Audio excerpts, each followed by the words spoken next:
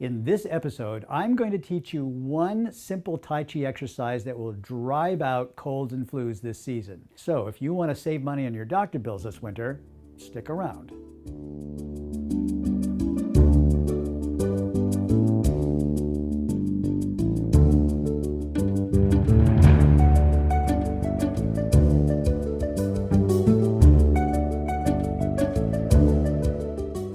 Hi everybody, it's David-Dorian Ross from David-Dorianross.com and welcome to the Cherry Blossom Studios. It is day number 45 of 100 Days of Tai Chi, a video series in which you can learn the traditional Yang-style Tai Chi long form. Now before we get started, let me just say that if this is the first time to my channel and you're a beginner who wants to learn Tai Chi at home, or maybe you're a more advanced student but you want to just pick up some tips and insights to complement the lessons that you're taking with your teacher, then you can get started right now. All you have to do is hit the subscribe button and then the little bell icon that pops up next to it, and you'll never miss another lesson. In today's video lesson, I'm teaching you movement number 51 of the 103 movements of the long form, turn and kick with right heel. Now, you know how yesterday's movement was pretty direct and easy? Today's movement, a little bit more challenging, but we'll get through it. And then after that, we have the viewer question of the day, in which I'm going to show you how your Tai Chi practice could literally keep you out of urgent care this winter. So if you're ready, let's get started. All right, today's movement is movement number 51, which is called turn and kick with right heel. Now, you may remember that our first kicks, in the first kick series that we learned in this routine, we also had a turn and kick with right heel, which a lot of people are still asking questions about, still saying, I'm having trouble with this turn. Well, this is another challenge. This is actually going to wind up being a 360-degree turn, although it's really more like a 180, and I'll explain what I mean by that in just a minute. First, let's take a look at the whole movement and then we'll break it down.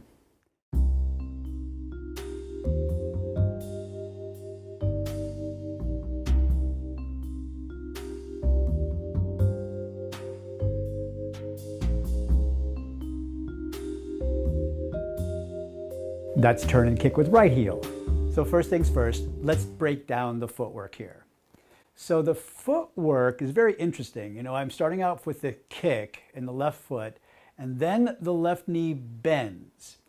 After that, I'm going to kind of straighten out that left leg behind me. So it's literally a reach out behind, sort of a blind reach. And then this leg will swing across the body. Now, good news in this kick, unlike the first kick where you spun and had to keep your balance the whole way around, in fact, this time as you spin around, you are going to land on this left foot so that you'll have a sort of a natural place to catch your balance. So again, one more time here, I've got the kick has just come out, the knee bends, the leg straightens out behind you, and then swing around, transferring the weight to the left foot.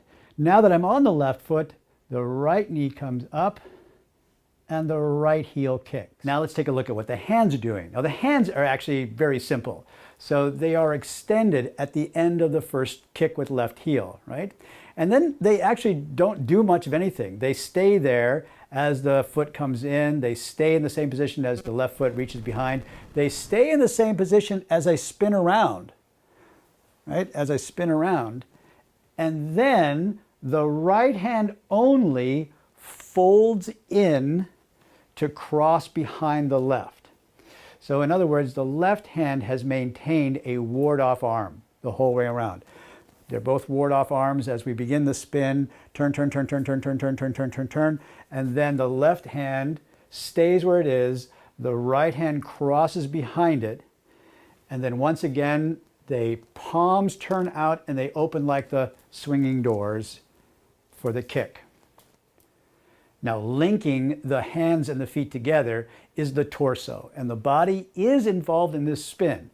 In fact, all along, every time we've had a turn, the body has been involved. I just haven't pointed it out or really emphasized it. But here, I think we can begin to see the dynamic of what we call the waist turn really at place here.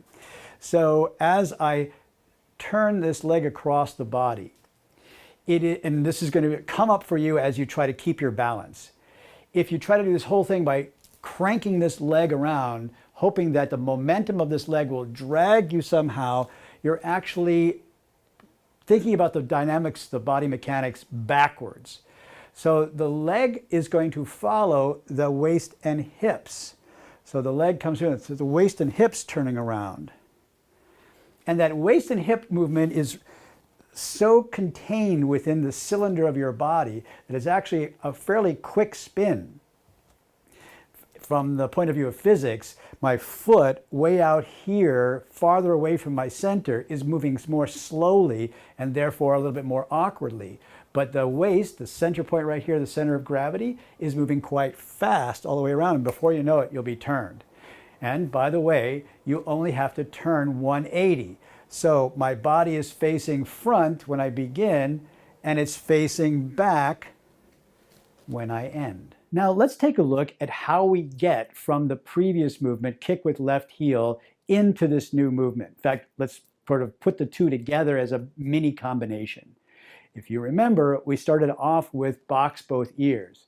So I've just come forward in this bow step, in this diagonal line, box both ears. My hands have circled out and around and in. Then they're going to release the hands and circle back. Here's my step up. Kick with left heel. Then fold in the knee and reach behind. Spin. Fold of hands in and open. Now I'm going to turn the camera around one more time so you can see and follow it in mirror image.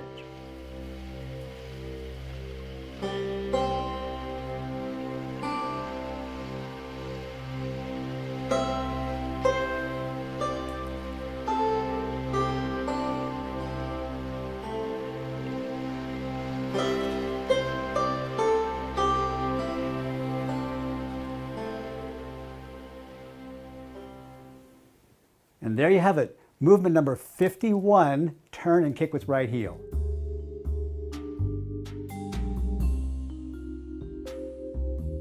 Today's viewer question of the day comes from a viewer whose YouTube handle is Traveler Through Kalpas, who said, I think it's a he said that he was advised by certain people not to do Tai Chi or Qigong if he felt like he had the cold or flu because it might drive the illnesses deeper within.